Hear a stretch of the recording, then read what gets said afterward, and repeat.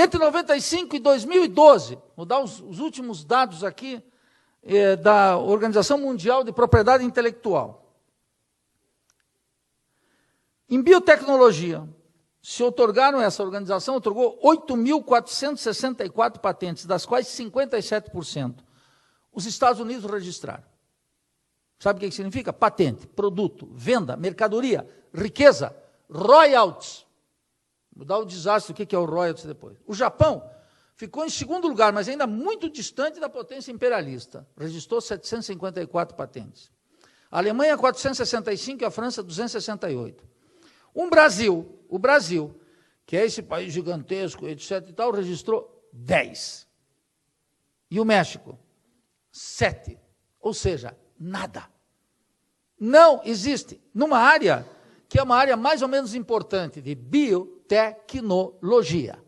Não é papel e celulose, não é soja, não é minério de ferro. Eu estou falando de biotecnologia. Desde que começou a geringonça da República Rentista, nós passamos de 268 milhões por ano de pagamento de royalties, a cifra do ano passado, que são 6 bilhões. Sabe quanto é que foi o orçamento de ciência e tecnologia daquele governo medíocre da presidente Dilma? Foi 7,5 bi o último ano.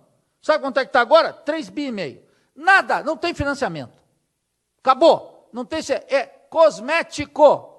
Sabe o que é 3,5 bi? Nada.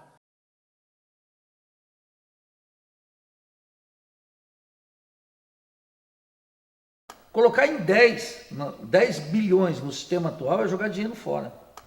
Só uma transformação radical do Estado, da economia e da política brasileira, para que o talento brasileiro que existe, eu quero deixar isso muito registrado aqui, porque a nossa crítica à universidade, aos reitores, aos ministros analfabetos de ciência e tecnologia que nós temos, aos presidentes insensíveis para esse tema, à alienação científica e tecnológica e energética que campeia solta entre nós, não é porque o brasileiro não tenha talento. Ao contrário, eu quero fazer uma separação aqui muito clara entre esse imenso talento brasileiro e a impossibilidade do Estado, os ministérios, as instituições privadas que quase não contratam doutores, as empresas não contratam doutores, e as universidades castram esse cientista. Esse é o ponto.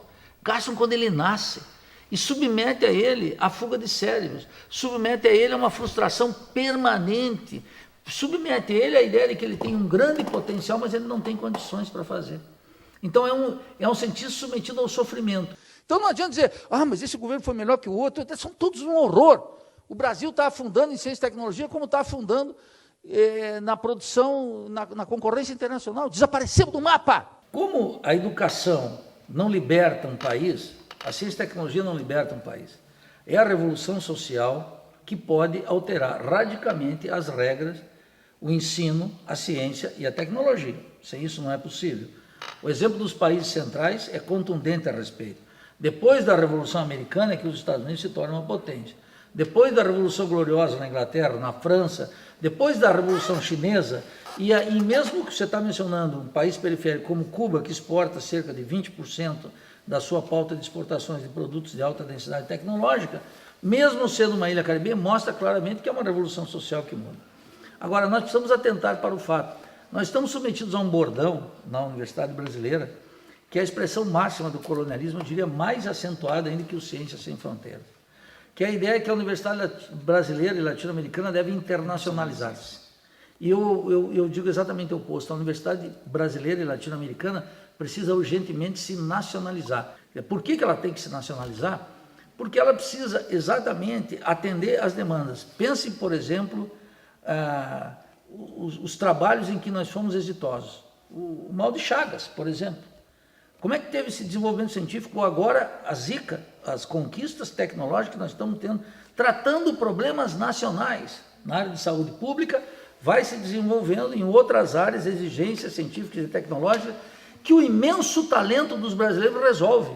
O que ele não resolve é se ele estiver nessa cadeia mundial de produção do conhecimento como produtor de papers para que os monopólios acumulem e para que nós aqui paguemos royalties. Então esse é o problema. E é preciso então o cientista fazer política pensando numa política muito concreta, que a gente fala aqui, pode parecer muito abstrata, muito utópica e é a única possível, que é a da Revolução Brasileira. o Brasil continuar sendo um nanico em ciência e tecnologia, mais grave do que isso, um país profundamente dependente de ciência e tecnologia, o que significa? Que o colapso científico e tecnológico está intimamente articulado com o drama da política e com a trama da política. E o cientista, então, está convidado, por uma exigência histórica, a se meter na política, com o mesmo rigor e critério com que ele está no seu laboratório. É aqui, então, que se encontra. São raros os momentos históricos em que isso ocorre. E nós não estamos aqui condenados a repetir e a ser meros consumidores.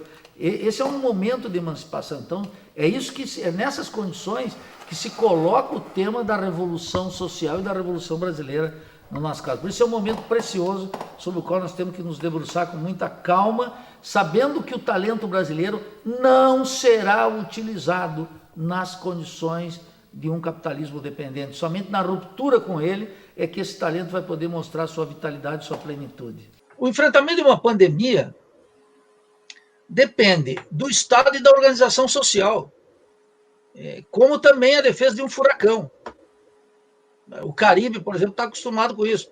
Os Estados Unidos estão acostumados com isso. Furacões, enchentes, etc. Tudo depende do caráter do Estado e da organização da sociedade.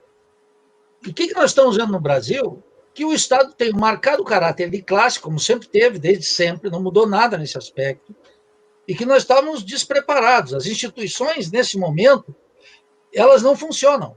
E esse é o desastre para o liberalismo de direita, que fica falando em instituições, e também pelo liberalismo de esquerda, que fica lamentando a insuficiência das instituições.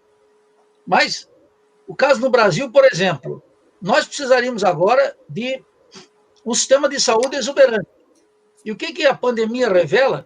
Que o nosso sistema de saúde, historicamente subfinanciado, historicamente estrangulado, historicamente arrebentado, exibiu suas vísceras no momento da pandemia e colocou um drama terrível para os médicos, para os enfermeiros, para os psicólogos, para os assistentes sociais, para todos aqueles que estão na frente do combate. O Estado transfere para eles, na prática, a decisão sobre quem eles vão salvar e quem eles vão ter que deixar morrer. É uma decisão de vida ou morte. Você veja que não é uma questão qualquer. Isso é uma questão de praxis, de ética profunda. E o Estado deixa isso na mão do doutor, lá na linha. Percebe como é que é? Por quê? Porque alguns hospitais, com 200 leitos, o sistema entra em colapso. Ora, é francamente um absurdo, do ponto de vista da dependência científica e tecnológica, que nós não tenhamos respiradores, que o Brasil não produza EPIs e que o Brasil não esteja avançado na linha de pesquisas, inclusive de doenças tropicais. Cuba, que é um país aqui que tem um determinado Estado e uma organização social distinta, enfrentou o tema da pandemia de uma maneira tão radicalmente distinta que impediu que, há cerca de 2 semanas, se reabrisse o turismo internacional para Cuba, que é um território livre de Covid, assim como era de malária, assim como era de meningite, assim como era de tuberculose. Então, não existe rigorosamente nada de novo no mundo. É preciso entender isso. A condição dos países periféricos, portanto, ela é muito grave. E no Brasil ela é particularmente grave, porque aqui tem um presidente proto-fascista e uma oposição que é liberal de esquerda, incapaz de tocar naqueles pontos centrais. Então nós estamos num momento muito grave. Agora, a classe dominante poderia ir para os hospitais privados. A classe trabalhadora não, tem que ir para o sistema, que era o Sistema Único de Saúde, já historicamente combalido. Hein? Não me venham ter saudades do velho SUS. O velho SUS tinha um crônico subfinanciamento. E agora ficou mais agravado ainda. E o drama é para quem está lá, para o médico, para a enfermeira, eles é que estão segurando aquela barra ali. Decidir quem vive e quem morre. Não é. Eu fico indignado com isso, porque não é uma decisão que caiba ao indivíduo, é uma decisão cuja responsabilidade é do Estado. E a classe dominante não é um Estado em abstrato. O Estado aqui é um Estado burguês. Esse Estado que decide sobre a vida e morte de todos nós, com ou sem pandemia. Nós temos que começar a discutir a Revolução Brasileira. O que é a Revolução Brasileira? Um conjunto de reformas radicais contra a classe dominante, colocando no centro a ideia de um país que efetivamente tem que ser soberano, que tem que ser um país socialista, porque não tem conversa aqui, e que a universidade seja aquela necessária, apresentada por Darcy Ribeiro, uma universidade consagrada à luta contra o subdesenvolvimento e a dependência. É a única possível, que é a da Revolução Brasileira.